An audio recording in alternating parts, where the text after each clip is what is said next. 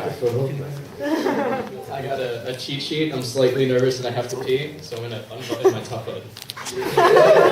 Okay, I figured this is my first time doing stand-up. I didn't know if I wanted to do jokes or tell stories about my life, which are actually kind of funny. So the first one's a story. Traveling between New York and Boston. That light is so fucking bright. Traveling between, I can't even read this.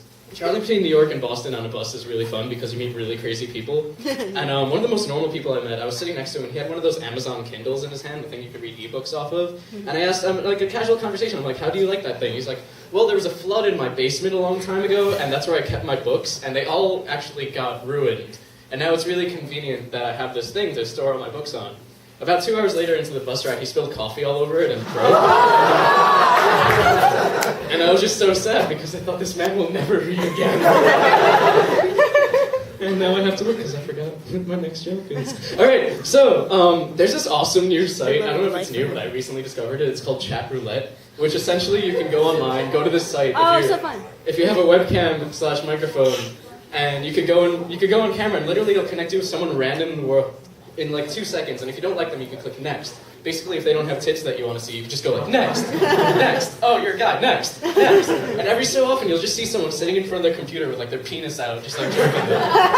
And I went on the site, and like you get a lot of cool people, you meet some nice people, but then, like this guy had his dick out, and he nexted me. I was thinking, I'm not even good enough for a penis that I can't even see the guy's head. I continued on the site, I met some cool people. There was like this guy ripping bong on camera and he just gave me a thumbs up and I was like, you're awesome, keep being awesome. About 5 minutes later I ran into that same dick. Dick as in the sense he was an asshole and I saw his penis again. And the thing I was thinking was, like the first thought that should have come to mind was, wow, this guy has a lot of time to sit in front of his computer and jerk off. But instead my first thought was, wow, this guy has a lot of stamina. And after that I had to reevaluate my sexuality. First semester, I didn't bring it up this semester, but I had a record player in my room.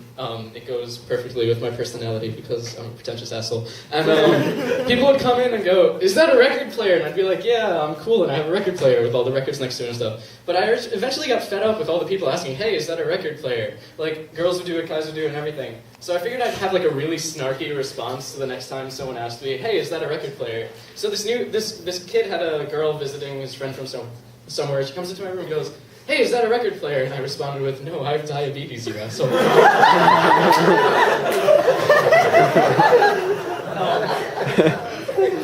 Needless to say, she was confused, but I felt good about myself. And, alright, so, true story, I used to work at a Hot Topic. That's not the joke, but it's really funny.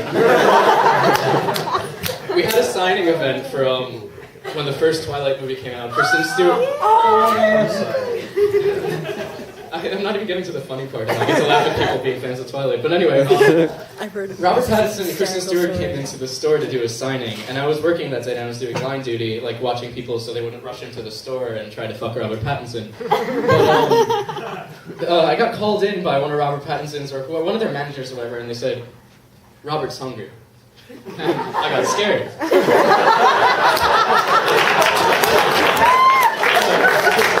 What happened after that, he hands me a $100 bill, and granted, this is a Hot Topic in a mall, so there's a food court. And I responded with, so no one in the food court's gonna take a $100 bill, and he just looks at me like really mad, like he doesn't want to disappoint his boss, and goes, figure something out.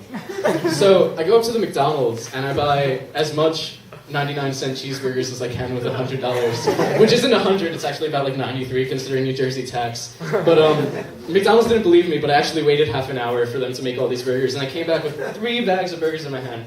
Go up to Mr. Pattinson himself, and he goes, what the fuck is this? And I go, figured something out. It's a true story, it's not that funny, but I just thought I'd like to share it. I have a friend at home who over break was obsessed with Call of Duty Modern Warfare 2, and he's also a huge pothead.